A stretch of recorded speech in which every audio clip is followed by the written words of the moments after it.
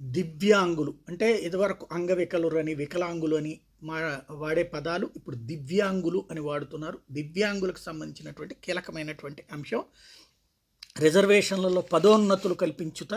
అంటే పదోన్నతుల్లో రిజర్వేషన్ ఇప్పటిదాకా job reservation కాకుండా పదోన్నతుల రిజర్వేషన్లకు సంబంధించి కేంద్ర ప్రభుత్వం కీలకమైనటువంటి ఆదేశాలు జారీ చేసింది. 2016 జూన్ 30 నుంచి ఇది అమల్లోకి తీసుకురావాలన్నటువంటి ఆదేశాలు జారీ చేసింది.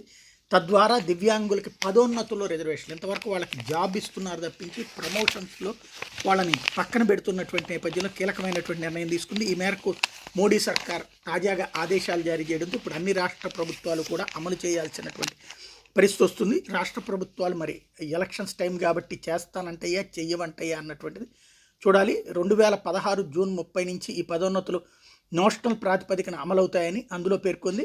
ఈ పదోన్నతులు పొందిన ఉద్యోగులకు ఆర్థిక ప్రయోజనాలు మాత్రం వాళ్ళు పదోన్నతి బాధ్యతలు చేపట్టిన తేదీ నుంచే అమలవుతాయి. ఆ ప్రకారం పదోన్నతులకు అనుమతించిన తేదీకి ఉద్యోగి పదోన్నతి పొందిన తేదీకి మధ్య గల కాలానికి ఎటువంటి బకాయిలు చెల్లించరు.